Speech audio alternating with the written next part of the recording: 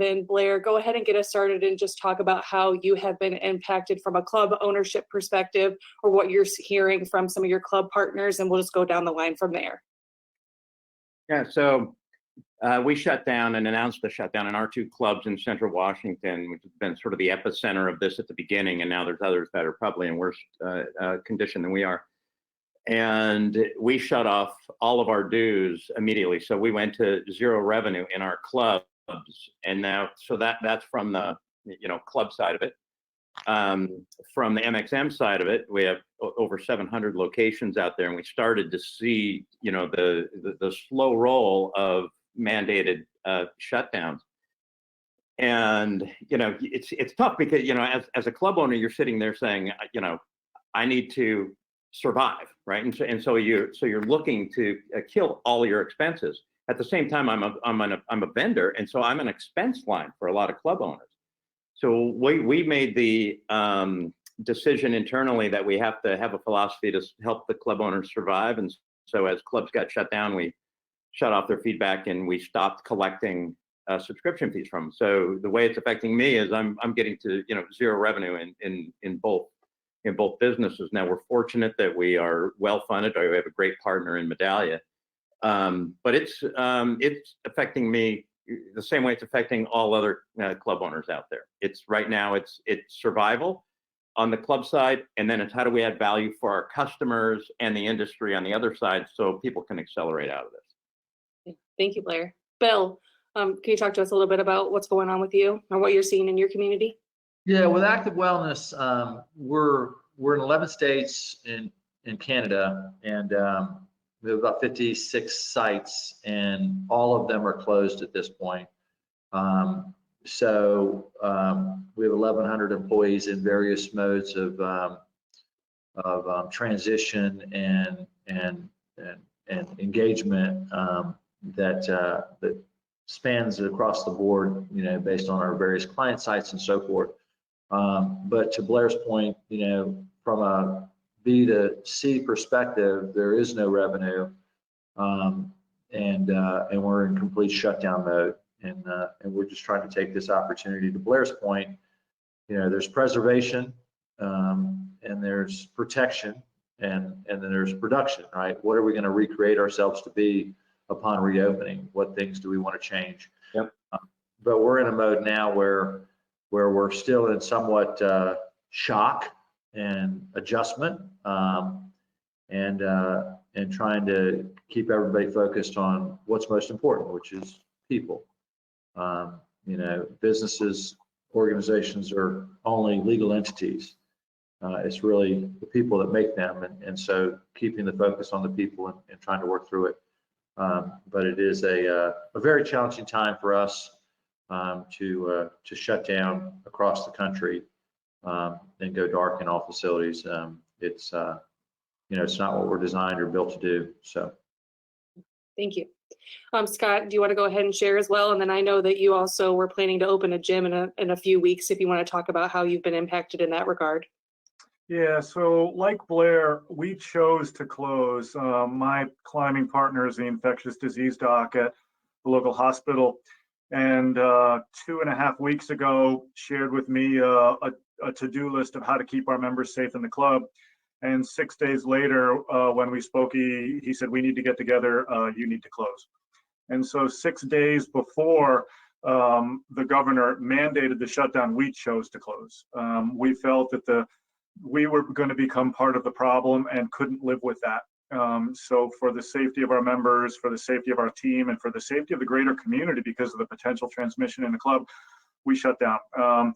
We did the initial cash flow. It also became apparent talking to him that this is not a 2 or even 3 or 4 week problem. This is likely much longer.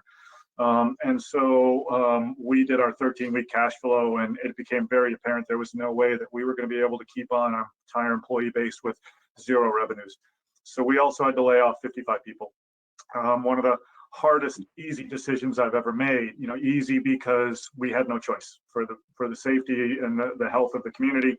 But hard because how it affects our members and how it affects our team. Part of letting them go was allowing them to file for unemployment immediately so that they can start to get some of those benefits that they've been paying into. We, like Blair, also chose not to bill. So we have gone to zero revenues. We felt in our market it was better to weather this ourselves and not have the billing continue. That'll be a topic I'm sure we'll dig into later. As far as the other club that I was going to open, I had yet to sign leases. I had yet to sign documents. So that is absolutely on hold until this opens up. But I'm frankly optimistic because I think the landscape will probably be better for the stronger clubs coming out of this to be able to serve the population that's looking to get back into a club. And I'm sure these guys will share that, you know, with countless messages from members who miss the club, their community, this is their life, this is how they think about their days. And anything we can do to help them through this process, I think will strengthen those relationships and allow us to serve that population better when we're done. Yeah, thank you, Scott. Yeah, Brent, what are you seeing? Well, I have to say first, this is a time I'm really kind of glad I'm not a club owner right now. I got out of owning my club years ago, and days like this, times like these make me happy about that to an extent. But I'd also say I've had the opportunity as sort of the REX chair. We've been gathering our REX roundtable members together to have virtual meetings on a weekly basis. And so I've gotten a good sort of overview of what's happening all around the country. I've personally been on calls with over 60 clubs just earlier this week. And they're in all different phases, much like these three gentlemen have shared. Some have closed, some just recently closed, some have been closed for a week or so. Some clubs are continuing to bill, some are not continuing to bill. Some people have kept their staff on payroll. Some people have decided to go ahead and lay their staff off and let them pursue the unemployment. So there's it's very, as people say, a fluid situation. And just one of the things I would say is that the answers are not, there's not one right answer for every club. It's a little bit different depending on the type of club you have, the resources you have available, where you are geographically, what the governors, are mandating versus allowing you to voluntarily take action. So, there's a lot of uncertainty out there and people are searching for answers, and hopefully this webinar will give them some good feedback from some of these guys that are there living it day in and day out. I think, like they've sort of mentioned already, we're sort of in this survival mode right now. People want to figure out how can I minimize my losses and protect, my facilities, my people, my members, and prepare to come out of this. And so that's what we need to think about, is this long-term sort of recovery. And then once we get past this sort of survival mode, how do we prepare to open again, hopefully sooner rather than later. Yeah, perfect. Thank you, Brent. I want to pile on to something all three have said here, right? But so Scott and I both chose to stop billing, and Bill has as well. We just got word from another friend in the industry yesterday that evidently in Maryland, the Attorney General has mandated that clubs may not bill, and and you may be watching your state laws, you guys, because that might start rolling through now. And so just get out ahead of it and be prepared. You may not, the way that came from the Attorney General, there was even reduced billing for virtual. You can't charge for a freeze. I mean, there's a lot there, and if you go online, you'll probably find information about that. Coming out of this, and Scott made the point that coming out of this. Oh, Bill, jump in on that topic. You had something. No, I just wanted to clarify. We have 56, 57 sites throughout the country. We have some that are still billing with offers to cancel or go on hold. We have others that we're looking at credits when we get back to normal or new normal. And then we have some that are completely not billing. So we to Brent's point, each situation is unique, and there is no cookie cutter based on the site, the membership, the community, the partner, the resources. I just wanted to clarify that we still are billing in some locations with the option to freeze and looking at how we're going to credit that back later. So I just wanted to clarify that, Blair. Back to you. And let me just add one thing too, Blair, real quick, and that is just, across the board, as far as charging members or not charging members, a really interesting outcome of that is that the number of cancellations comparatively, if you are not charging versus if you're continuing to bill, is virtually the same. So even if you're billing members, assuming that you've done the right communication and you're offering them sort of extended contract or credit back once you do open to kind of give them those monies back, there really hasn't been a drastic or significant difference between cancellations of clubs that are not charging at all versus those that have continued to charge, which is, I think, really telling. And it speaks to, I think, a lot of this sort of locally owned and operated allegiance that consumers have to that product in their market. I think it also, that there's a few other things there, right? So like what we did was we didn't ask the customer to do anything, right? We didn't. So we've had no cancellations, right? So, and I'm betting that Scott's sort of in a similar position, and you're gonna hear me talk a lot about this, what we're calling a shutdown survey that we're rolling out for free to the industry, and we've already run it in our clubs. One of the questions we ask is how we handled your membership just before and going into the shutdown. And Jenny, one of our, has sent me some data on that right now, and only 4.9% of respondents so far have scored us below a 10 on how we handled it. So, and there are some key things that you're going to learn from feedback. The other thing is, don't assume that what's happening right now is going to be what's happening next week. The people that are still paying you dues may be out jobs. They may have not gotten to that line item yet in their own budgeting yet. So what's happening really early as far as cancellations, I would just say is just like everything else here, right? I mean, all of us were probably responding and saying, okay, let's have people on every other bike, right? Let's ramp up, cleaning and sanitizing. Let's do this within hours. Within hours, you're making different decisions. I want to press on one other thing that Scott was saying. He said, my climbing partner is an epidemiologist, I think is what it is, or infectious disease stuff. Yeah, if you're not out there looking for so he got what I would call the earliest data he could get. And if you're not out there looking for the earliest data you can get, and I've said this before, find somebody on the inside in your community that's involved with the testing that can text you. I do this, right? That can text you and say, they've done this many tests, there's this many in backlog, there's this many cases. That'll be about 48 to 72 hours lead time that you can see an escalation in your own community. The other thing is, it's called worldometer.info, and look at their linear and logarithmic graphs on other countries. You can see the timing, and you can start to be very predictive. And when you drill into the US and you look at each state, you can start to see the acceleration rate within each state. It's super helpful to have that data so that you can then compare it to where you are and be much more predictive.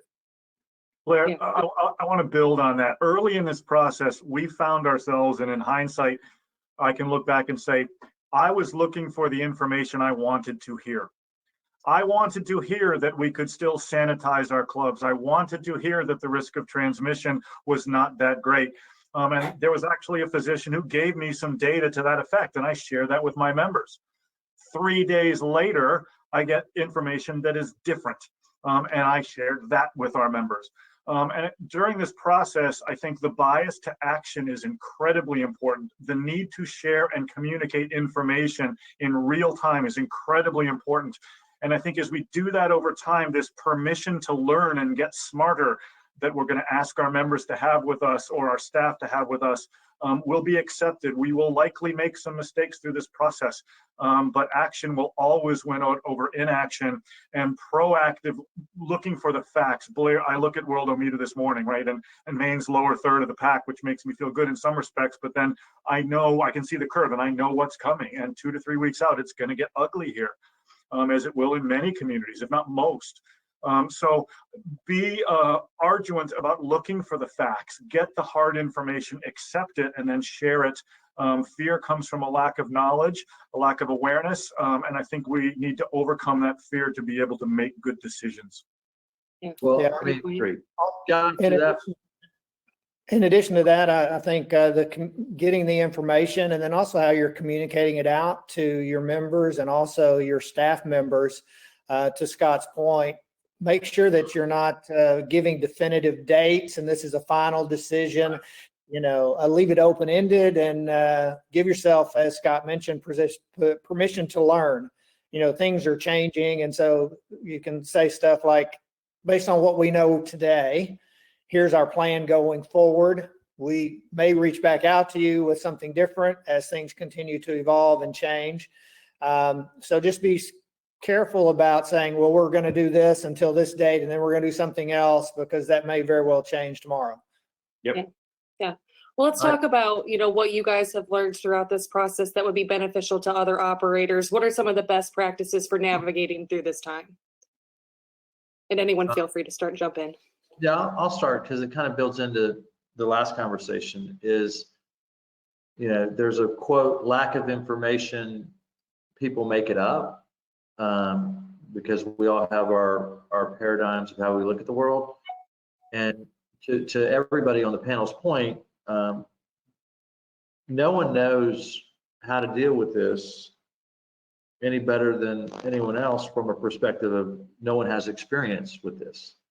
Epidemiologists have experience with infectious disease, but the point that I really think is important that everybody was sharing is transparency. This is what I know, this is what I don't know, here's the facts as I understand them, and not being alarmist, and not getting into the rabbit hole of trying to predict the future based on how we want to see the future, but reporting what we want. So I mean, what we found is transparency, being transparent with our full team, being transparent with our members, and that's not something you do once. That's an ongoing thing. We have a meeting today to work on further member communications of where we are from what we've learned in the last 4 days. So I just think that the being transparent, and understanding that if you don't provide information, people will make it up. I just find that to be critical. I was reminded yesterday by another, I was on the executive team at Medallia during the financial crisis, and another a VP from Medallia at the time. We were talking about that financial crisis and how Medallia sold into that crisis. And what we learned during that was many companies that at that time were in, these were financial institutions, retail institutions that are in real trouble at that time. Now remember, going into this, they're actually in a very strong position going into this. But they looked inward and said, if we don't come out of this, putting the customer at the center, we're gonna be wiped off the face of the earth. And the companies that did that during the crisis, Scott made a point earlier, there's going to be a more stark separation between those that are mediocre and those that are excellent. That starts to show up in a time of crisis.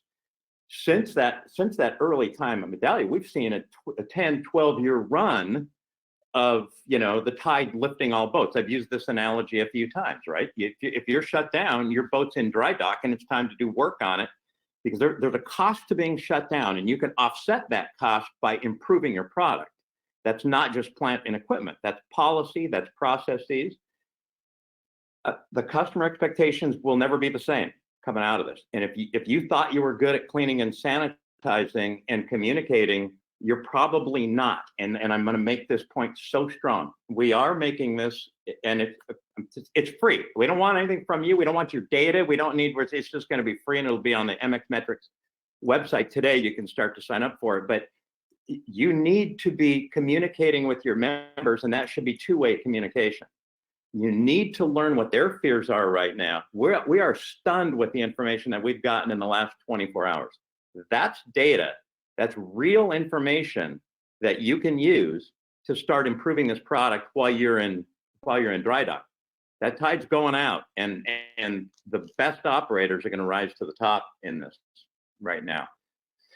What I learned from that financial crisis is how to take advantage of this crisis right now, how to take advantage of it as an operator. So a few things. Having been through a couple crises before, nothing like this. We had a fire 25 years ago that destroyed our club, and the financial crisis that Blair speaks of in 2008. We learned a model of dealing with crisis, which we're applying now. And the first step in that model is get a handle on your cash and your resources. Do a 13-week cash flow, cut all expenses, understand where you are at all times. And it's a hard exercise to do, and you're going to have to make some really difficult decisions. But you're balancing three very precious balls here. You're balancing the business, which has to survive and endure and open up again to be able to serve your membership and your consumer base. And to do that, you need your staff. And so these decisions, when we're balancing these three precious balls, I think is incredibly important. And, you know, building on your points about communication, you can't communicate enough.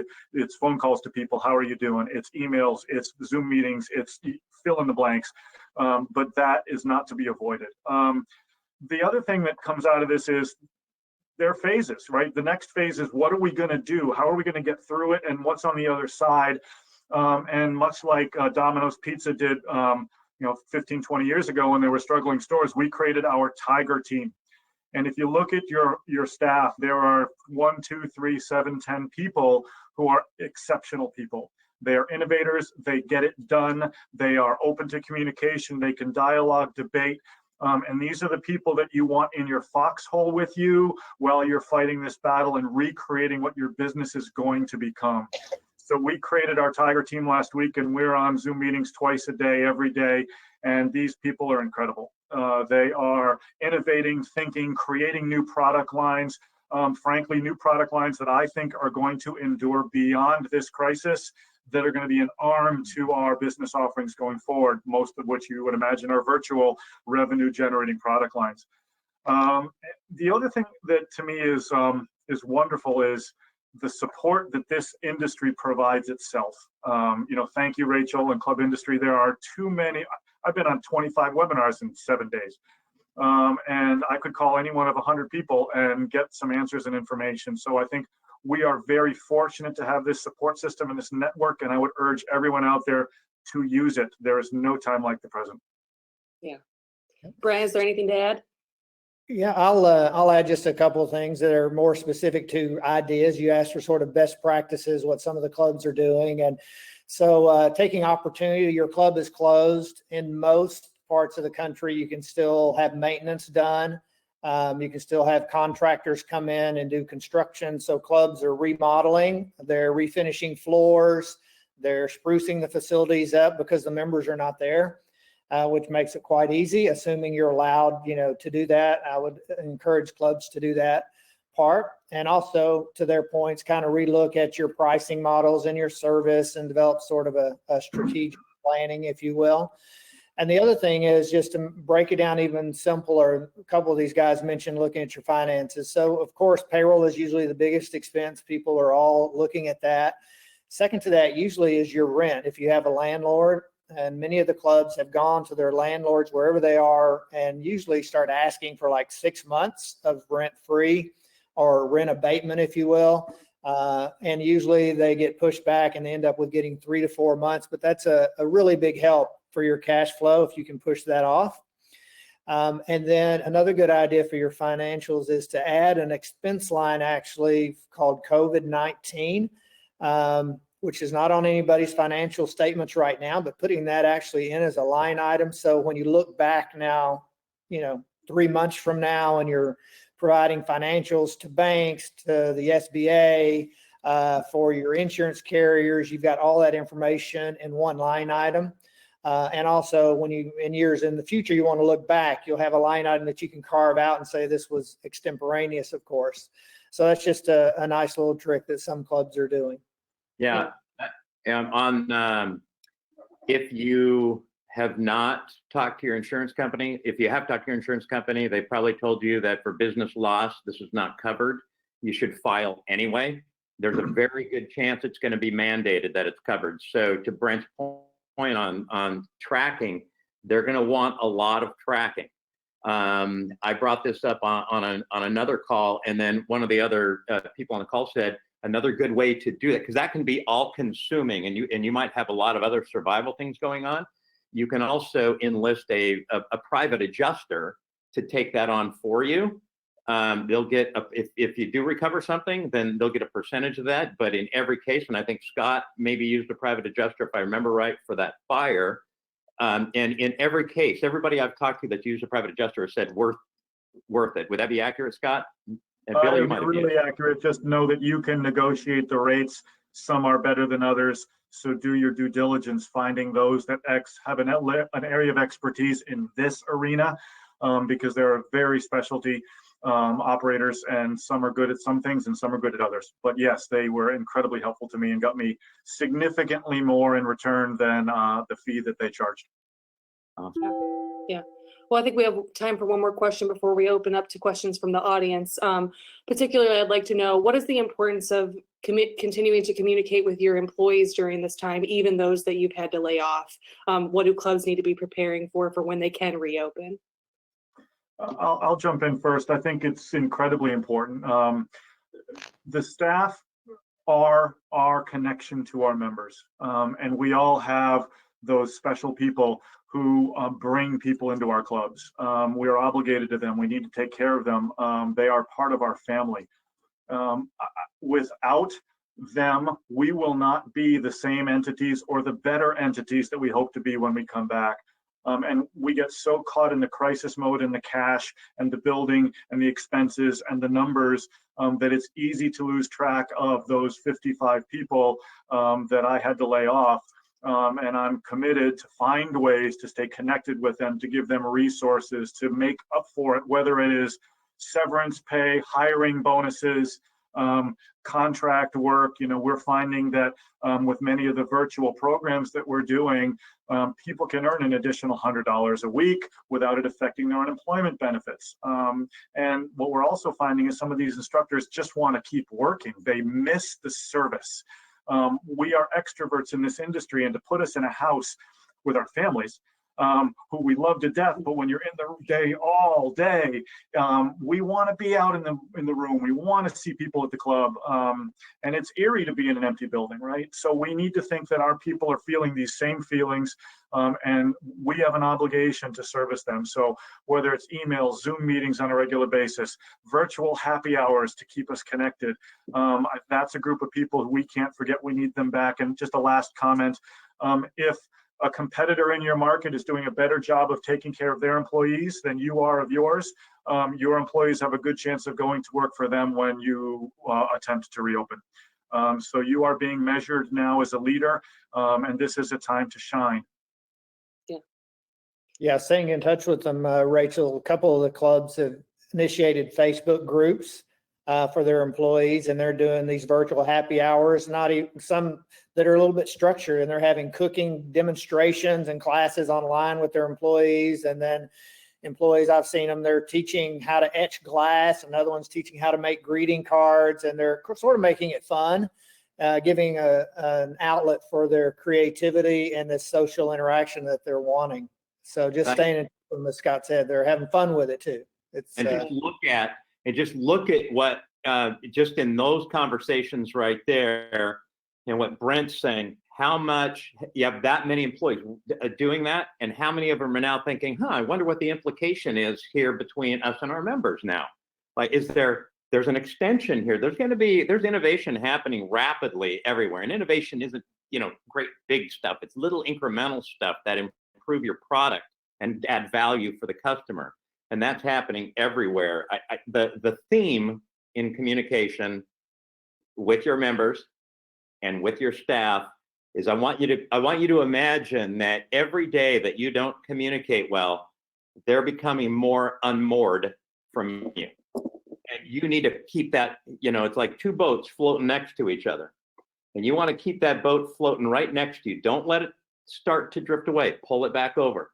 And do that continuously. And it's going to take communication every day. I think Scott made a great point about this is a time when great leadership shines. I said on a call the other day, employ the Ernest Shackleton method of communication, right? I mean, he was constantly telling them what the outcome was going to be, constantly painting a vision. No matter how dire it got, he kept saying, here's where we're going to win. Here's how we're going to come out the other side of this.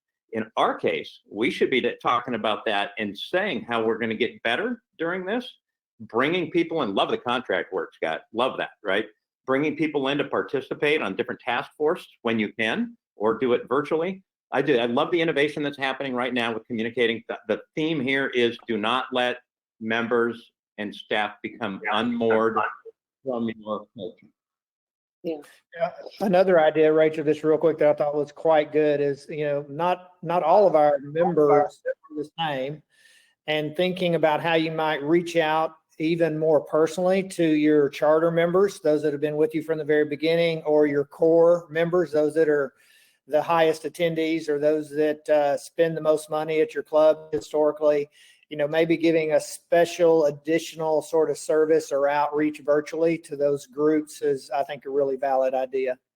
Hey, I got to pile on that right there for just a second, just because I've got data sitting here in front of me. This just in. No, Blair, you have data? well, I'm telling you, what this getting this shutdown information in is stunning from the last 24 hours. One of the things that we're trying to learn is their confidence in maintaining exercise during the shutdown. And that's where we have the lowest score. But in all the people, of everybody that scored, my confidence in maintaining exercise during the shutdown as a 6 or lower, 51% of them left us contact information. One of the things we're doing in this, because it's a big data dump, right? It all comes in at once. It's not operational and coming in a little bit at a day, is that it's not really designed for you to need to close the loop with every customer. But when people do give you people do give you contact information, that's an opportunity to close the loop.